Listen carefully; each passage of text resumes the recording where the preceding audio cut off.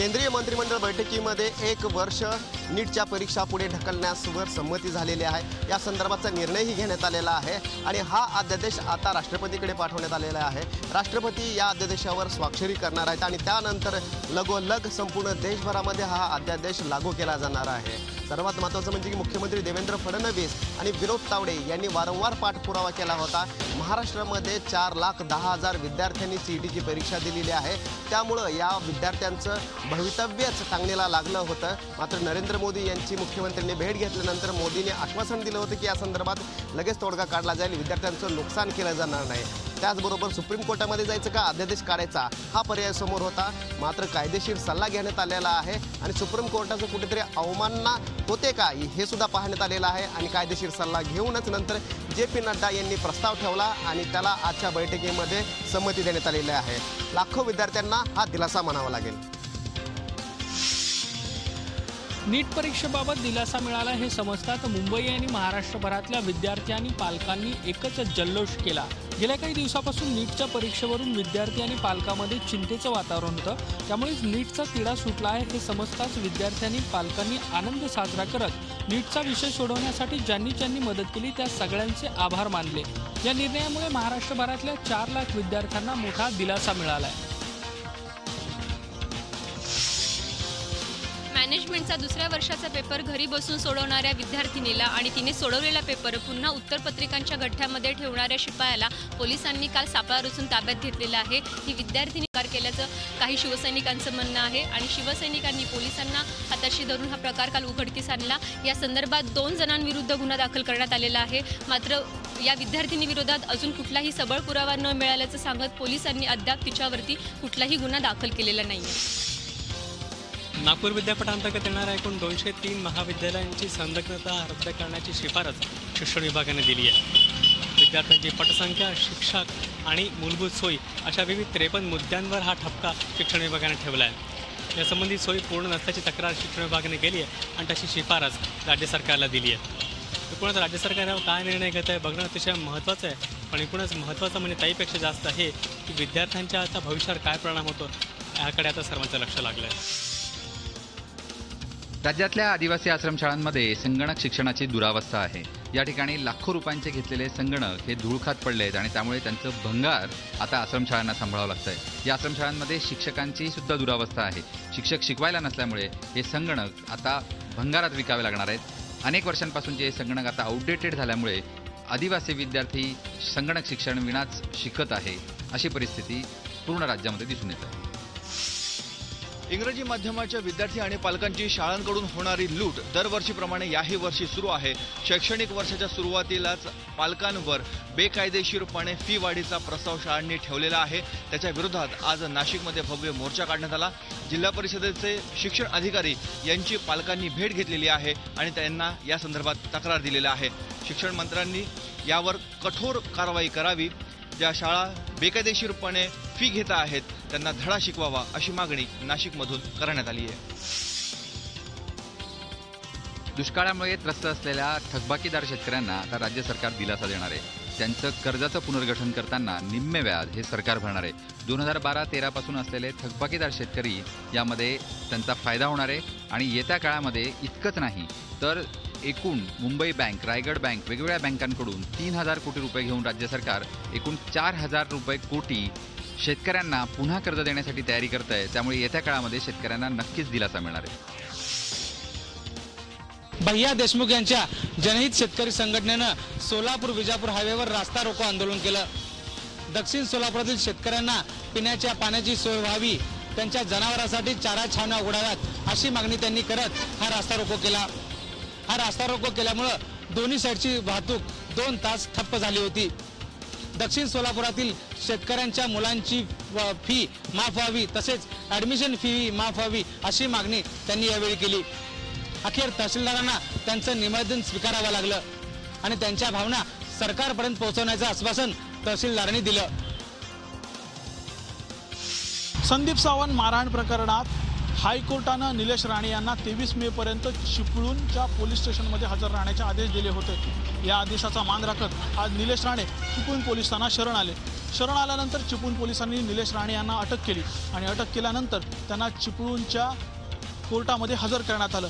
या ठिकाणी पोलिसांनी 7 दिवसांची पोलीस कस्टडी मागितली होती, मात्र चिपळूण न्यायालयानं निलेश राणे यांची 15 दिवसांची न्यायालयीन कोठडी सुनावली। या न्यायालयीन कोठडी सुनावल्यानंतर निलेश राणे यांच्या वकिलांनी चिपळूण कोर्टातच जामिनासाठी अर्ज केला, मात्र हा अर्ज चिपळूणच्या न्यायालयाने फेटाळला। आता निलेश राणे यांनी खेडच्या कोर्टामध्ये जामिनासाठी अर्ज केला आहे। छगन भुजबळांची नव्यानं वैद्यकीय तपासणी करण्याचे आदेश मुंबई उच्च न्यायालयाने दिलेत। विशेष ईडी न्यायालयानं छगन भुजबळ यांचा जामीन अर्ज फेटाळल्यानंतर छगन भुजबळांनी जामिनाकरता मुंबई उच्च न्यायालयामध्ये अर्ज केला होता। आर्थिक गैरव्यवहार प्रकरणी ईडीच्या अटकेत असलेल्या छगन भुजबळांच्या जामीन अर्जावर मुंबई उच्च न्यायालयात सुनावणी झाली। यावेळी छगन भुजबळांची नव्यानं वैद्यकीय तपासणी करण्याचे आदेश मुंबई उच्च न्यायालयाने दिले असून याकरता जे हॉस्पिटलचे अधिष्ठाता यांच्या अध्यक्षतेखाली 3 डॉक्टरांचे पॅनल बनवून त्यांच्यामार्फत छगन भुजबळांची 24 मे रोजी वैद्यकीय तपासणी करण्याचे आदेश मुंबई उच्च न्यायालयाने दिले आणि हा अहवाल ईडीच्या अधिकाऱ्यांना देण्याचे आदेश मुंबई उच्च न्यायालयाने दिले। छगन भुजबळांचा नवीन वैद्यकीय अहवाल ईडीचे अधिकारी 27 मे रोजी मुंबई उच्च न्यायालयात सादर करणार आहे आणि याच अहवालाच्या आधारे मुंबई उच्च न्यायालय छगन भुजबळांना जामीन देणार की नाही हे 27 तारखेला स्पष्ट होईल। बहुचर्चित केबीसी घोटाळ्यातील मुख्य आरोपी भाऊसाहेब चव्हाण आणि त्याची पत्नी आरती चव्हाण या दोघांची न्यायालयीन कोठडीमध्ये रवानगी करण्यात आलेली आहे। मात्र त्याचबरोबर या दोघांना नांदेड पोलिसांच्या ताब्यात देण्याचे आदेश नाशिक जिल्हा आणि सत्र न्यायालयाने दिलेले आहेत। या दोघांच्या पोलीस कोठडीची मुदत आज संपल्यानंतर न्यायालयानं त्यांना नांदेड पोलिसांच्या ताब्यात देण्याचे आदेश दिलेले आहेत। नांदेडमध्ये या दोघांच्या नावावर जवळपास 5 ते 7 कोटी रुपयांची फसवणूक केल्याचे गुन्हे दाखल आहेत। 350 ते 400 जणांनी त्यांच्या विरोधामध्ये तक्रारी दिलेल्या आहेत। त्याचबरोबर परभणी पोलिसांनी देखील यांचा ताबा मागितण्याचा अर्ज नाशिक जिल्हा न्यायालयामध्ये दिलेला आहे। परभणीमध्ये देखील 39 ते 40 कोटी रुपयांची फसवणूक या दोघा भामट्यांनी केलेली आहे। भरदिवसा अज्ञात चोरट्याने घरात घुसून नीलम जयस्वाल या 60 वर्षीय महिलेचा गळा दाबून हत्या केली। ज्यावेळेस ही हत्या झाली त्यावेळेस नीलम जयस्वाल ह्या एकट्याच घरात होत्या। मनमाडच्या माधवनगर भागात हा खळबळजनक प्रकार घडला। ज्यावेळेस हा प्रकार घडला त्यावेळेस नीलम कुमार ह्या एकट्याच घरात होत्या। त्यांची सून बाजारातून भाजीपाला आणण्यासाठी बाहेर गेल्या असताना सकाळी 9 वाजेच्या दरम्यान हा प्रकार घडला। भरदिवसा घडलेल्या या प्रकारामुळे मनमाड शहरात खळबळ उडाली असून पोलीस या दुसऱ्या घटनेचा कसून तपास करत आहेत। लष्कर-ए-तोयबाचा नेता आणि कुख्यात दहशतवादी झकीउर रहमान लखवी याच्यावर आता पाकिस्तानी कोर्टात खटला चालणार आहे। हत्या करण्यासाठी प्रवृत्त केल्याचा आरोप लखवीवर ठेवण्यात आला आहे। मुंबईवर 26 नोव्हेंबर 2008 रोजी अतिरेकी हल्ला झाला होता। या अतिरेकी हल्ल्यात 166 जणांचा मृत्यू झाला होता तर 300हून अधिक जण जखमी झाले होते। हा हल्ला झाला होता तेव्हा झकीउर रहमान लखवी पाकिस्तानातल्या कंट्रोल रूममध्ये बसून अतिरेक्यांना सूचना करत होता।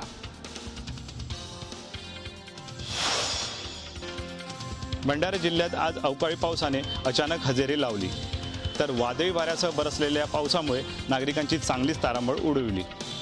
जवळपास तासभर सुरू असलेल्या पावसामुळे वातावरणात गारवा निर्माण झाला असून नागरिकांना उकाड्यापासून काही काळ का होईना मुक्तता मिळालेली आहे।